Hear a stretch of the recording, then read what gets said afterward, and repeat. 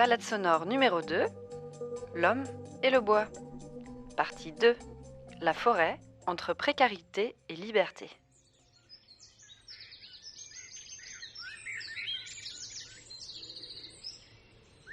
Imaginez que juste là, les arbres soient bons pour être exploités. Tout au début de la chaîne, il y a le marchand de bois, qui achète les arbres et paie ensuite des ouvriers pour s'en occuper. Les bûcherons viennent d'abord. Ils coupent le bois et le façonnent de façon à obtenir des rondins.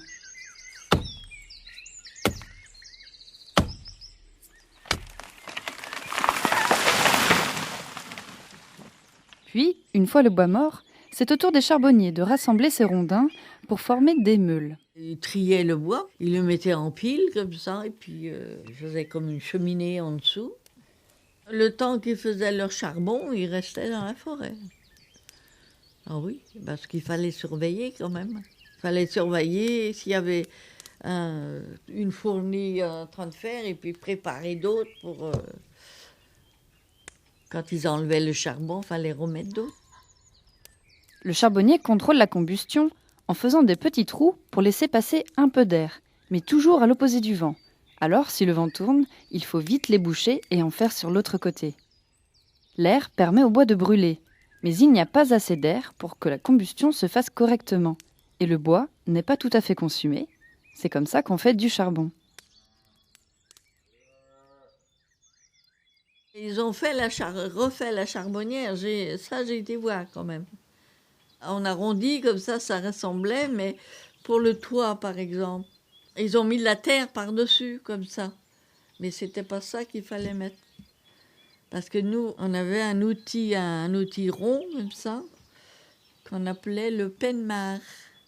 Avec ça, on faisait des galettes comme ça, de terre, mais avec l'herbe. Comme si on faisait dans une pelouse, on creusait comme ça avec ça, on faisait une galette ronde comme ça. Et ça, on mettait alors sur le toit, par exemple, de la charbonnière, on mettait à l'envers, l'herbe en dessous.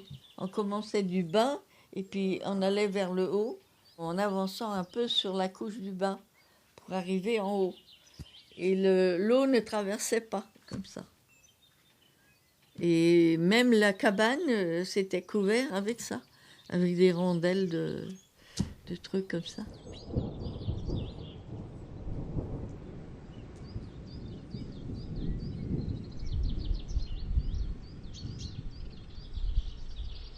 Charbonnier est un métier dur, très physique et peu payé.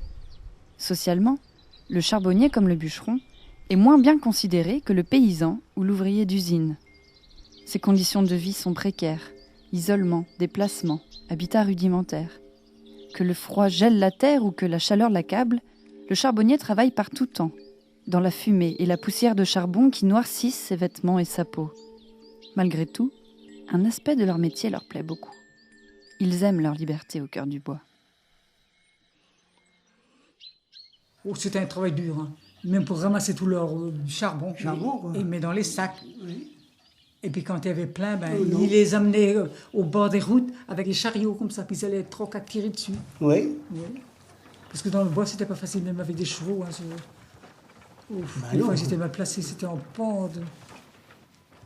Oh là Bah là oui. là là là, la misère, oui.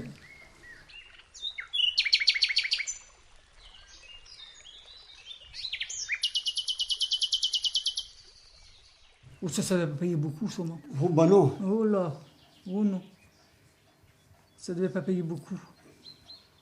Ils vivaient pas bien, sûrement. Mais à ce moment-là, tout le monde était à peu près à la même enseigne. Hein. Les cultivateurs non plus n'avaient pas grand-chose. Hein. Alors, tout le monde était pareil. Et quand ils arrivaient dans les fermes, on leur donnait à manger. On leur donnait. Vous n'avez plus de patates, peut-être, ou bien quelque chose. On va vous donner un sac. Ah oui. Oui, on les aidait. Eh oui. Chercher du site. Il y avait que du cidre. Ah hein. bah oui, Il n'y avait pas de oui. vin à ce moment-là. Non, ils venaient chercher des lits de cidre dans les fermes. Et puis un peu de la goutte. De la vie, quoi. Ça leur plaisait. Un peu d'eau de vie, comme ça. Mais ils aimaient bien venir dans les maisons comme ça. Alors ils buvaient un coup de suite, puis ils retournaient. Faire une partie de blague aussi, puis ils retournaient dans leur cabane dormir. Ah oui. Ils vivaient comme ça, quoi.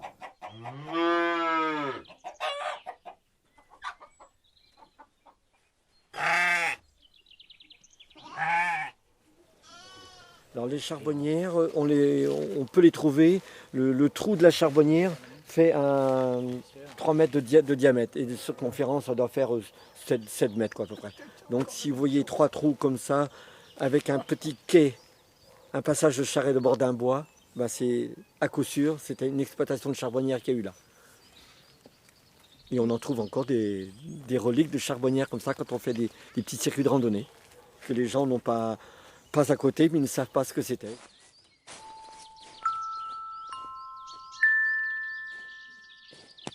Un grand merci à Lucienne, Armand, Lucie, Roger et Lucien pour leurs souvenirs et leurs explications.